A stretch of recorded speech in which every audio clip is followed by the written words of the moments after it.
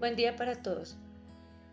Complementando lo que habíamos visto en clase, les voy a socializar el término del análisis lingüístico teniendo en cuenta esos elementos que ustedes van a poder consultar o van a poder tal vez analizar en el libro o en el pequeño texto que les envié en la clase pasada, en donde van a poder buscar estos elementos que van a ser fáciles en cierta manera porque el texto o el cuento o el libro, microlibro, es bastante sencillo para poder entender. Entonces, empecemos con la definición de análisis lingüístico. Este es un análisis que consiste en separar las partes del todo para volver a unirlas, encontrando las relaciones que entre ellas existen.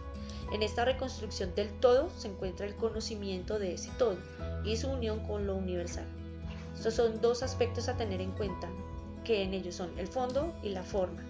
En el análisis literario que ustedes van a empezar a realizar y que van a empezar a entender. En el mismo sentido, fondo o contenido, esto se refiere a elementos como el epígrafe, los personajes, los temas, el tiempo, el espacio.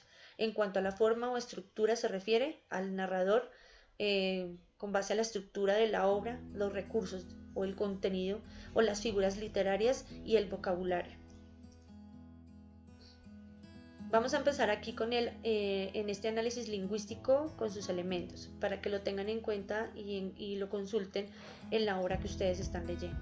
El primero de ellos es biografía del autor. Entonces, la biografía viene del griego bios, que es vida, y el grafes es escribir.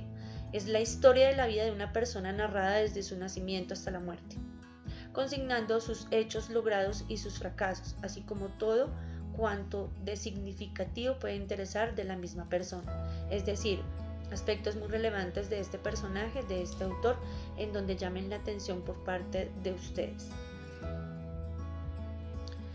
Seguimos con el marco histórico literario de la obra.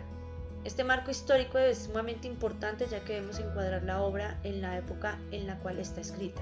Es de resaltar aquí la importancia de las escuelas literarias a las que pertenece la obra analizada, como expresión artística del modo de producción económico y quién es el que moldea definitivamente la producción artística. En este caso, entonces, si es una escuela literaria o que si pertenece a algún periodo literario, pues lo mencionamos y le hacemos énfasis en ello.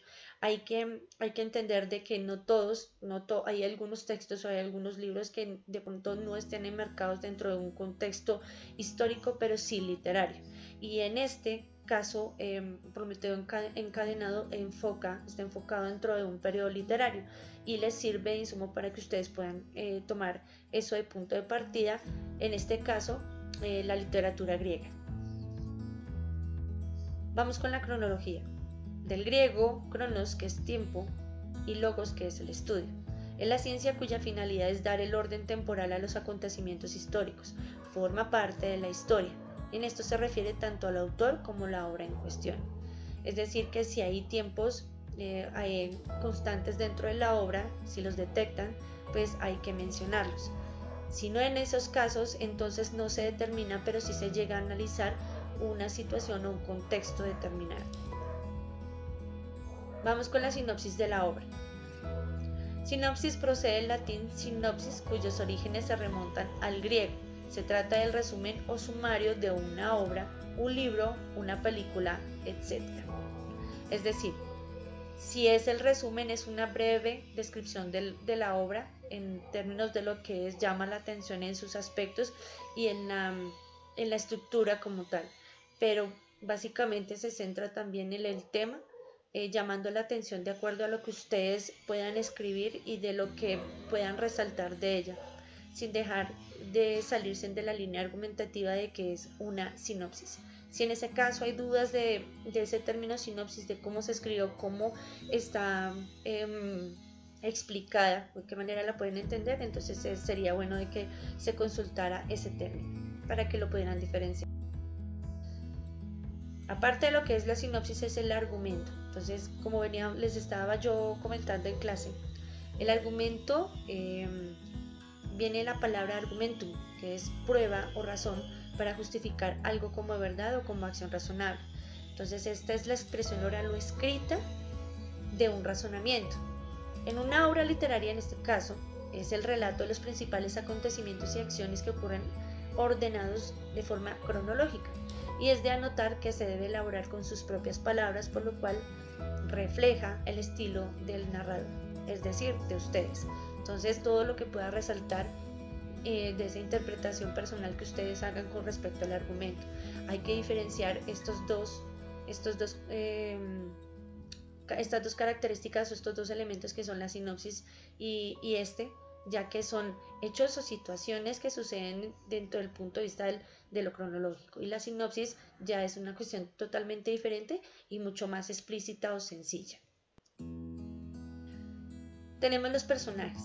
Entonces, aquí podemos dividir a los personajes en principales y secundarios, tal como sucede en el cine con los actores o protagonistas y los actores de reparto, o los extras. Y sin embargo, es necesario ir más allá de esta división y asumir un punto de vista desde la clase social para entenderlos mejor desde la perspectiva sociológica.